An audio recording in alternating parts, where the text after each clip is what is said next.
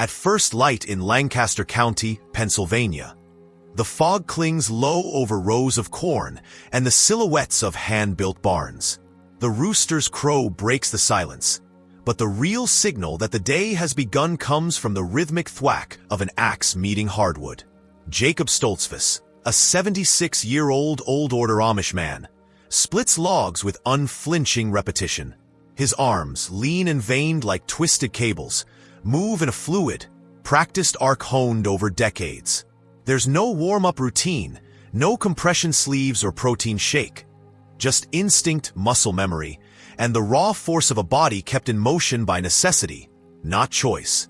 Despite his age, Jacob doesn't limp, stoop, or groan. He moves like a man in his 40s, balanced and confident, with the kind of strength that never had to be rebuilt, because it never had the chance to disappear. The logs fall into two clean halves with every strike, each one fueling the wood stove that will heat the family home and cook their meals. There's no electricity here. No microwave, no treadmill, no TV dinner trays. Just fire, cast iron, and manual labor. And yet, within this rejection of modernity lies a paradox. While much of the industrialized world grapples with muscle atrophy, joint replacements, and declining mobility by age 60, the Old-Order Amish appear to sidestep this fate entirely. Their bodies don't break down in the same way. They bend, lift, carry, and walk well into their 70s and 80s. Not as outliers, but as the norm. Inside the Stoltzfus home, the rhythm continues. Jacob's wife, Rachel, is already churning butter by hand.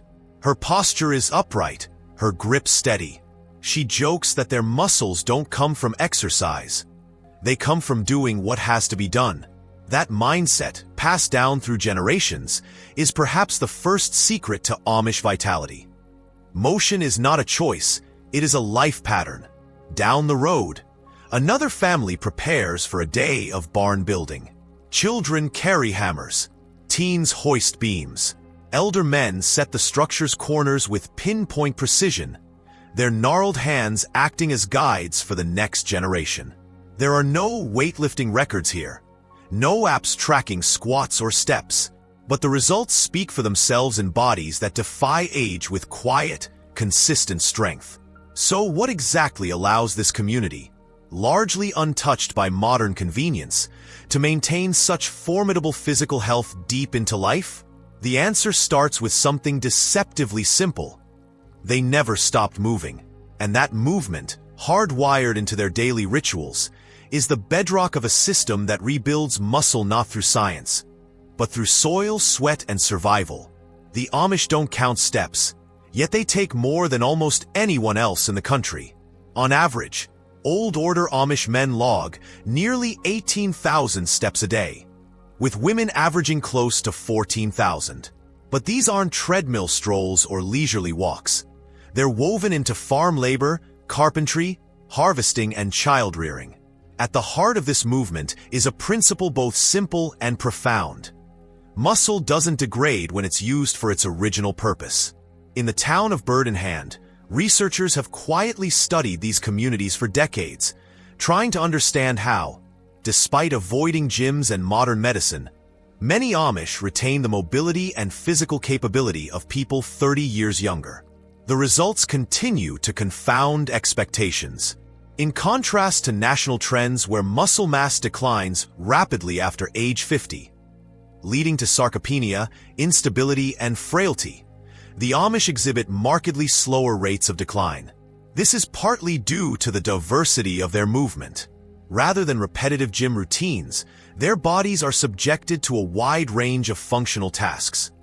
Crouching to harvest beans, lifting buckets of water, kneeling in gardens, walking across uneven pastures, and balancing loads on wagons or shoulders.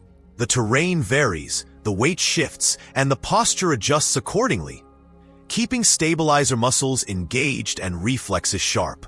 Modern urban dwellers often sit for 9 to 12 hours per day. Amish adults sit for less than half of that, usually only at meals or religious gatherings. Even conversation is often done in motion, walking between barns, along fences, or while shelling peas. Children are pulled into this rhythm early.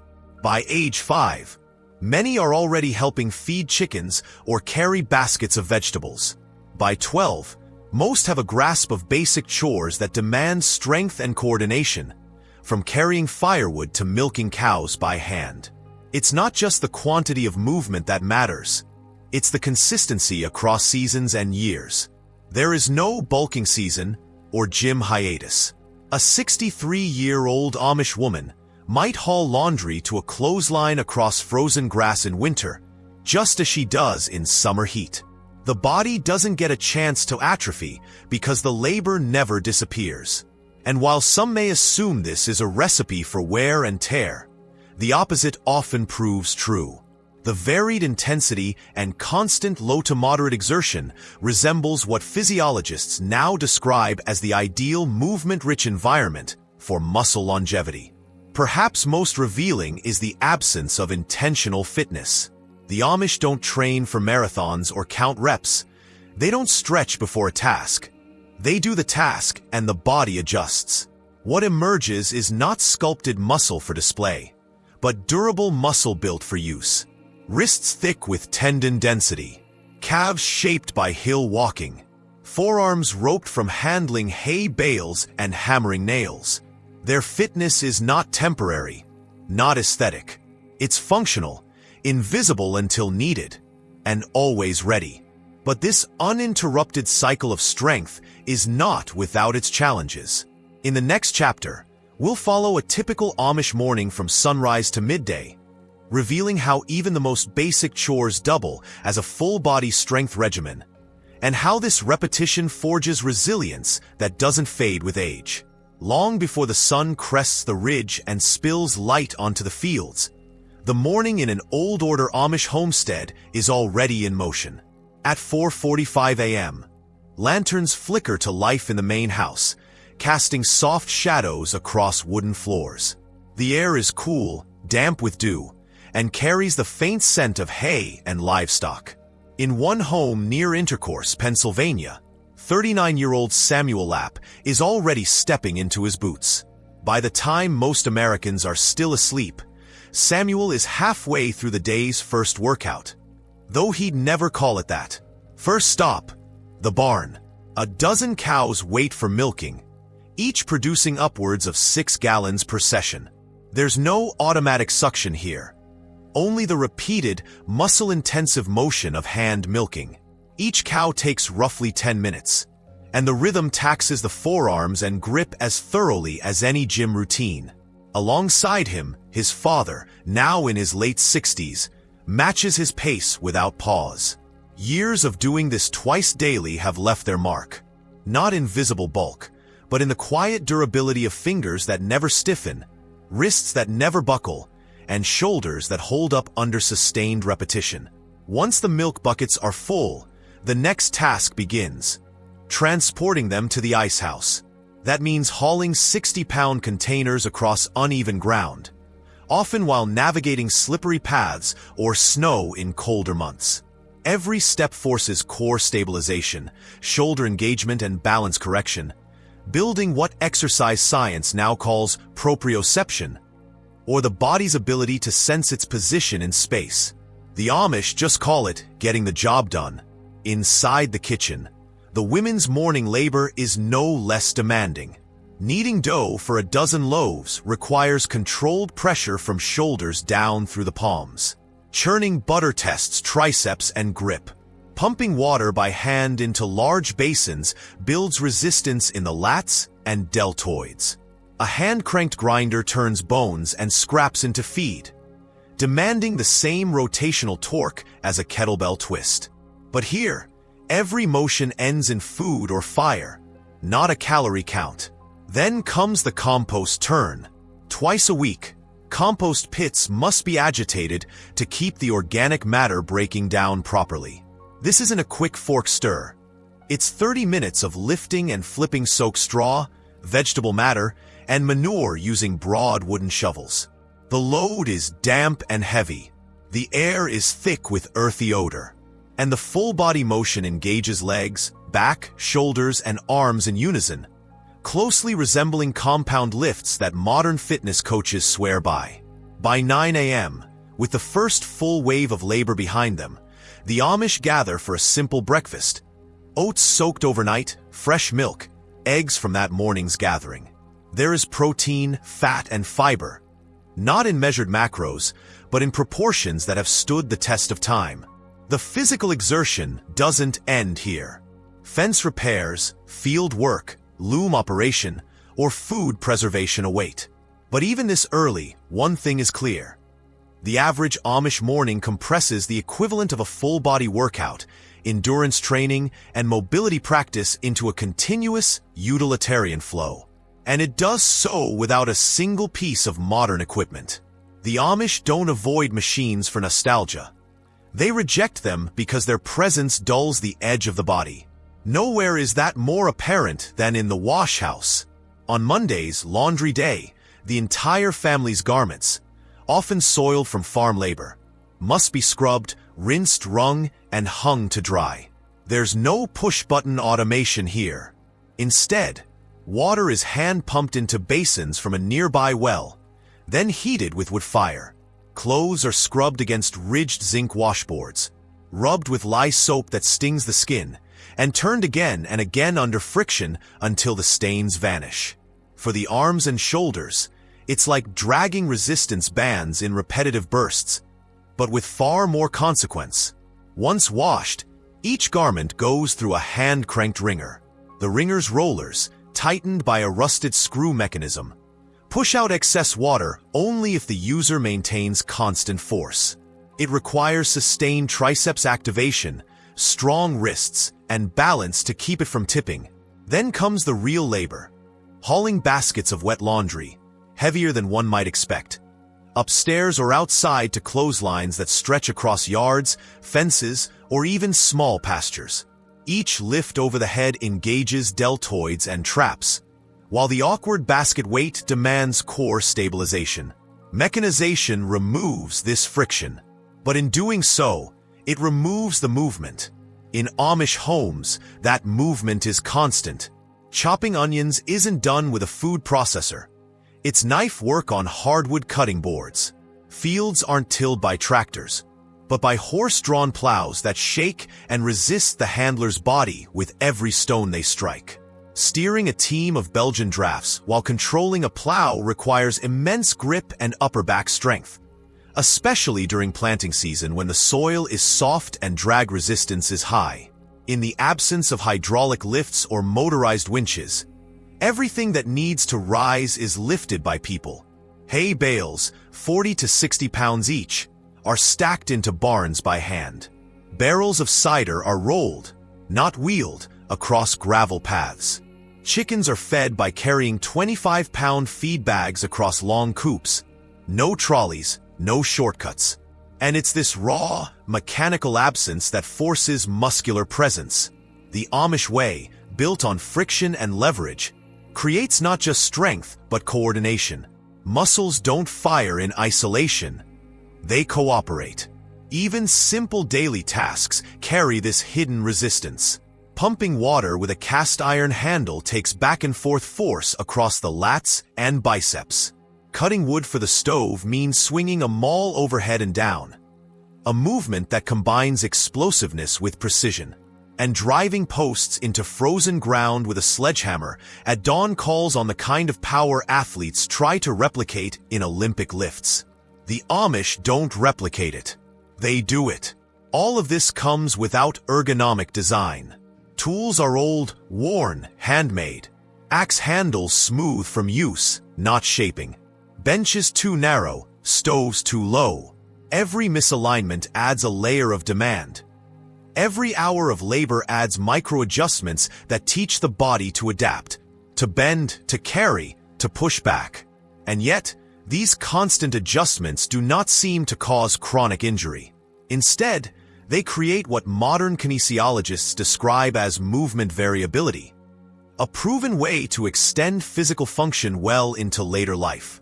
So what seems archaic is actually preserving the one thing aging Americans lose fastest: the ability to move under load. Inside a soot-darkened shed on the edge of a wheat field, flames roar from a coal forge, casting a molten glow over anvils and racks of hand-forged tools. This is the workplace of Eli Zook, a 74-year-old blacksmith whose grip strength can still bend a horseshoe cold. His handshake is brief but dense with pressure, like grabbing the roots of an old tree. No gym, no supplements, just 6 decades of shaping metal with fire and force, day after day, without pause. Eli's forge has no electric blower, no mechanized hammer. Instead, he powers the flames with a bellows that he pumps by foot, each movement building quad endurance and balance. The rhythm is constant, the air thick with iron dust and sweat. In the corner, tongs rest in a water barrel, steam hissing with every quench. The tools are as old as Eli's apprenticeship, passed down through 3 generations. The anvils are pitted with time. The hammers are worn smooth from use, not neglect. He works without gloves. "I need to feel the steel," he says in his Pennsylvania Dutch-accented English. With each strike, Eli's hammer meets glowing iron with precise, rotational force, a motion that engages the forearm extensors, shoulders, and rotator cuff in near-perfect symmetry. He doesn't just pound metal. He sculpts it, turning raw bars into hinges, brackets, plow teeth, or horseshoes, all shaped with skill that bridges art and labor. The forge acts like a crucible for the body. The heat ranges from 1,400 to 2,000 degrees Fahrenheit. Hydration is a constant concern. So is stamina. Eli works in 20-minute bursts, stepping back to cool off and sharpen tools. But even his breaks are active. He walks to gather more metal stock, squats to sort pieces from bins, kneels to adjust clamps. His movements are unhurried, but never passive. Nothing about the forge allows for idleness.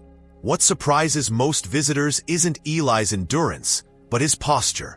Upright, shoulders back, knees aligned. He's never been to a chiropractor, never needed physical therapy, yet he stands and walks with the bearing of a man decades younger. Experts in geriatric kinesiology now recognize this as a signature trait of long-term functional labor. The absence of postural collapse, often tied to daily load-bearing tasks that maintain spine health and joint alignment. Eli's hands are another story. They are calloused, cracked, thick-knuckled from years of vibration and pressure. But they are steady. When he threads a bolt through a handmade hinge, the fingers move with surprising dexterity. There is no tremor, no hesitation. His tendons, long fortified by tension and torque, don't degrade as quickly as those of office-bound hands. The forge, he explains, teaches the body what it means to be used, and in turn, preserved. There are no retirement plans here. Eli has no intention of stopping. He trains his grandson, 15-year-old Amos, who now shadows him each day, mimicking the hammer arc, learning to judge the steel's readiness by color alone. The transmission of skill is physical as much as verbal. Technique, timing, and strength passed hand to hand. And though few outside this world will experience the heat of a coal forge or the rhythm of a smith's work, Eli's life offers something increasingly rare. Proof that aging doesn't have to mean softening.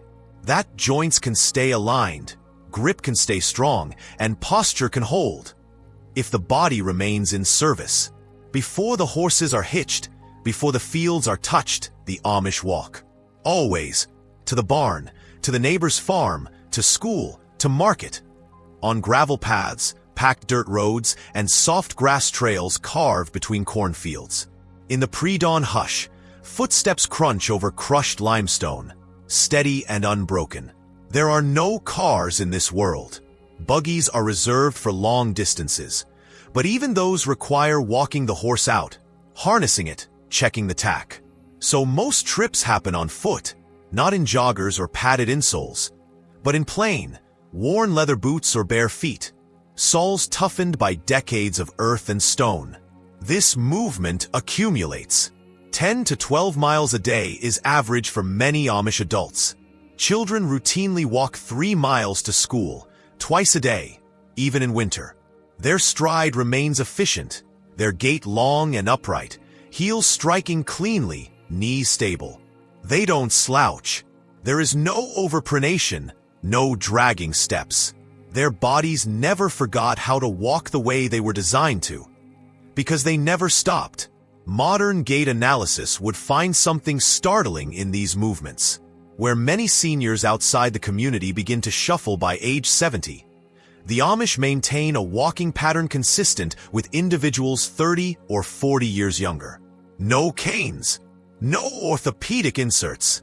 Joints remain aligned because they're used rhythmically, loaded moderately, and never compressed into soft chairs or car seats for long hours. Walking isn't an activity, it's the default. But not all walking is equal. The terrain varies.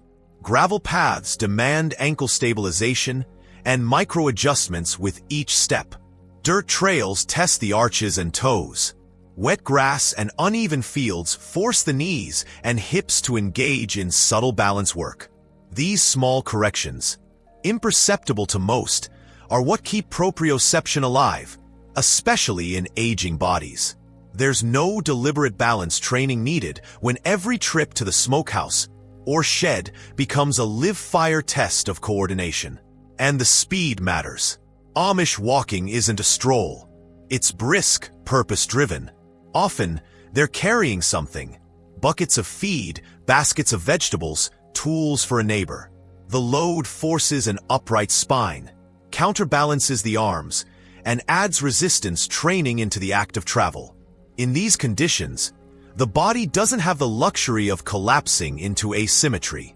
It must engage, adjust, and recover thousands of times per day. Even their shoes play a role. Made by hand or bought from local suppliers, they lack arch support, gel padding, or synthetic soles. They're minimal, firm, and unforgiving, forcing the foot to develop its natural musculature. Over time, this builds strength in the intrinsic muscles of the feet and calves, often ignored or weakened in modern footwear. The result is a stride that's resilient, a gait that doesn't degrade, and a foot that absorbs shock without the crutches of design. By late morning, an Amish man may have walked the equivalent of a 10K without thinking about it. Not for fitness, not for steps, just for life. And in that walking lies a truth that modern rehabilitation clinics are slowly rediscovering. That consistent, low-impact, varied walking is one of the most powerful tools for preserving mobility, reducing inflammation, and regenerating muscle deep into old age. In a wooden outbuilding tucked behind a maple grove, glass jars line the shelves like soldiers, amber, green, and golden mixtures catching the morning light. This is the home of Sarah Yoder's apothecary. She's not a pharmacist, but a healer in the Amish tradition. At 68, Sarah walks with the posture of someone untouched by chronic pain, her hands calloused yet nimble. She has spent decades crafting homemade liniments and salves from herbs grown in her garden. Remedies designed to ease sore joints, inflamed muscles, and the slow, creeping aches that modern medicine often dulls but rarely heals. She starts with arnica, grown beside her kitchen window, picked just before the bloom fades. The petals are dried, crushed, and steeped in olive oil under a dark cloth for weeks. This becomes the base for a pain balm thicker than ointment, pungent with menthol and pine resin. Beside it, she brews comfrey root into a poultice paste, known locally as bone knit, used to speed recovery from sprains and bruises. No lab, no machinery, just mortar, pestle, and instinct passed down from her grandmother. Every Amish district has someone like Sarah, a woman, sometimes a man, who knows how to draw pain out of the body without pills. They rely on white willow bark for inflammation, goldenrod for tendon soreness, and cayenne tinctures to stimulate circulation where cold joints refuse to move. Muscle recovery here doesn't happen in silence. It's rubbed in by hand, massaged by daughters or sons or spouses. work deep into the fibers while warm cloths and wood stoves ease tension from the surface. Their approach isn't passive. When a joint aches, they don't reach for a couch. They apply a hot compress of mustard seed and vinegar, wrap it tight, and continue working. Blood flow increases, the body responds. And in this repetition, of movement, of care, of treatment, healing becomes layered, not reactive. It's maintenance, not repair. These salves, though simple in composition, mimic what modern anti-inflammatories attempt. Reduction of swelling, promotion of circulation, natural muscle softening. But here, there's no numbing agent. Pain is treated as a signal to work around, not an alarm to shut down. Sarah explains that pain is a companion, not an enemy. Something to be listened to, not silenced. And so, while urban aging often means dependency on prescriptions, the Amish lean into tactile rituals that engage the body's own recovery mechanisms. The scents inside Sarah's workspace tell the story. Peppermint for cooling rubs, camphor from imported blocks, crushed eucalyptus hanging to dry. These aren't perfumes. They're functional layers, absorbed through skin, driven deep by friction and time. Her grandchildren come for salves after chores, her husband for a warming oil after long days in the field. None of them speak of recovery as a separate event. It's part of the rhythm, just like milking or baking or harvesting. And yet, even with this deep herbal knowledge, no single remedy stands alone. Each salve works best when paired with the one thing no jar can hold: continued movement. Walks don't stop. Labor doesn't pause. The treatment isn't rest. It's circulation assisted. Through salve, touch, and relentless motion, muscles don't just recover. They rebuild. Stronger, warmer, ready for the next dawn. In a shed with one wall open to the fields, the wheel of a horse-drawn buggy lies tipped on its side, spokes exposed, axle rusted with rain. The repair must be done before noon, and that means grip, leverage, and endurance, not just from tools, but from hands. It's not just a repair job. It's a quiet demonstration of upper body strength, tendon health, and shoulder function, disguised as necessity. The wheel weighs nearly 90 pounds once removed. It's wooden, but dense, reinforced with iron along the rim. The tire band, called a tire by the Amish, is shrunk with heat and then fitted over the wheel while glowing orange. This isn't delicate work. It's intense, timed, and executed under pressure. The moment the iron cools, it contracts, locking the wheel structure into place. That contraction must happen evenly, or the wheel will wobble, shake, or break on the gravel roads. Two men handle the lift. One hoists the wheel, the other rotates it into position on the forge platform. No gloves, no lifts, just raw grip on hot metal tools, honed by repetition. As the wheel cools, it's lifted again and braced for spoke realignment. This involves torque, rotation, and sustained pressure from the upper back and shoulders. Wrenches, made in the forge next door, are turned slowly, not ratcheted. The hand crank systems require endurance rather than bursts of power. There's no electricity to cheat the tension. This kind of task exposes every weakness in the body. If the rotator cuff isn't stable, the wheel slips. If the elbow tendons are inflamed, the crank becomes unbearable. But these men show none of those signs. Their joints, long trained through real-world load variability, adapt. Each motion recruits more than one muscle group. Lifting from the core, bracing with the thighs, controlling the descent with the lats and delts. There is no isolation, no failure point. Younger men assist by holding the wheel steady as it's hammered back onto its axle. Each strike sends vibrations up the arms, an old test of wrist and elbow durability. In modern rehab, vibration plates are used to rebuild neuromuscular control. In Amish life, it's the unintended byproduct of doing what needs doing. Functional fitness, disguised again. Even the reinstallation reveals a layer of physical challenge. The carriage sits low to the ground. The wheel must be angled precisely, then driven onto the axle pin with sheer force. That motion, a low rotational press, closely mimics what physiotherapists use to evaluate shoulder range and core stability in aging clients. But here, it's not diagnostic, it's daily work. What makes this task especially revealing is that it blends endurance with precision. Grip strength isn't just for holding. It's for guiding, adjusting, threading bolts without cross-threading. The Amish don't talk about proprioception or neuromuscular feedback. They just fix wheels, year after year, without losing touch with the tool in their hand. By the time the buggy is back on its feet, the team has lifted, pressed, turned, and balanced hundreds of pounds across uneven surfaces, all without recognizing the process as anything more than maintenance. Yet, in the repetition of these seemingly mundane repairs lies a critical truth. This is what keeps the aging Amish body alive with strength. Tasks that require full-body engagement, repetitive control under tension, and exact timing are not the exception. They are the framework of the day. And as the buggy rolls off into the sunlit road, its fresh wheels spinning true, the quiet hum of physical labor fades into the fields. Not a triumph, not a workout, just another piece of a life built entirely by hand. Late summer brings with it a heavier rhythm in Amish country. The wheat has been cut, and now the fields demand something more punishing: hay baling. The work is brutal by any standard. 60-pound bales must be lifted, stacked, loaded, and stored before the next rain hits.